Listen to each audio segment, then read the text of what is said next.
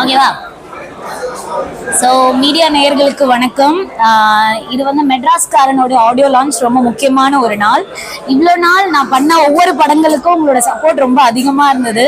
அதில் நான் வந்து உங்கள் எல்லாருக்குமே ரொம்ப நன்றி சொல்லணும்னு நினைக்கிறேன். மக்கள் எல்லாருக்குமே ரொம்ப நன்றி சொல்லணும்னு நினைக்கிறேன். அண்ட் இந்த படத்துக்கும் உங்களுடைய சப்போர்ட் அண்ட் வந்து எல்லாரோட ஹார்ட் ஒர்க்ஸ் நிறைய போட்டிருக்காங்க. ஸோ அதுக்கான ஒரு சக்ஸஸ்ஃபுல் நீங்கள் கொடுக்கணும் அப்படின்னு நினைக்கிறேன்.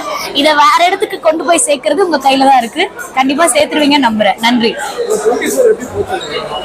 24 வந்து அது வந்து என்னோட என் ஜேர்னில ரொம்ப மறக்க முடியாத ஒரு விஷயம். ஏன்னா 3 படங்கள் ரிலீஸ் ஆச்சு என்னோடது. ஜே பேபி, வெப்பம் குளிர்மழை, ரகு தாத்தா. இந்த 3த்துக்குமே ஒரு நல்ல வரவேற்பு இருந்தது. ஸோ அதுல ரொம்ப happy.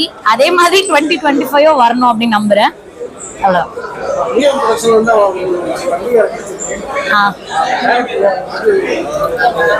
வரேன்க்கா.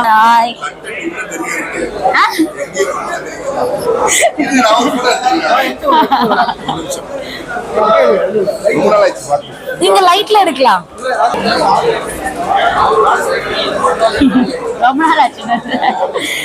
Thank you sir. J baby படம் வந்து சுரேஷ் மாரி சார், அவருக்கு நான் வந்து இந்த டைம்ல நான் ரொம்ப நன்றி சொல்லணும்னு நினைக்கிறேன். ஏன்னா என்னை நம்பி அவ்வளோ பெரிய ஒரு கேரக்டர் எனக்கு கொடுத்தாரு. ஸோ அதில் ஐம் ரியலி ஹாப்பி. அது நான் பெஸ்ட்டாக பண்ணியிருக்கேன்னு நினைக்கிறேன். மக்கள் மத்தியில் ரொம்ப ஆழமாக பதிஞ்சிருக்கு அந்த படம். கண்டிப்பாக இந்த மாதிரி படங்கள் வந்து தியேட்டரிக்கலாக பெருசாக ஓடலைனாலும் எல்லார் வீட்லேயும் கொண்டாடுறாங்க அப்படின்னு நினைக்கும் போது ரொம்ப சந்தோஷம்.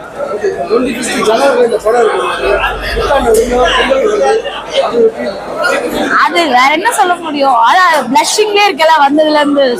ரொம்ப ஹாப்பி, ரொம்ப ஹாப்பி. 2025ல ஃபர்ஸ்ட் ஸ்டார்டிங்கே இப்படி இருக்கு அப்படின்னு நினைக்கும் போது ஐம் ரியலி ஹாப்பி. அடுத்த ப்ராஜெக்ட் வந்து கூழாங்கல் ஜமா, அந்த ப்ரொடக்ஷன்ல அடுத்த படம் லீடா பண்ணிட்டு இருக்கேன். அண்ட் வந்து ஹபீபின்னு மீரா கதிரவன் சாரோட படம், அதுலயும் பண்ணியிருக்கேன்.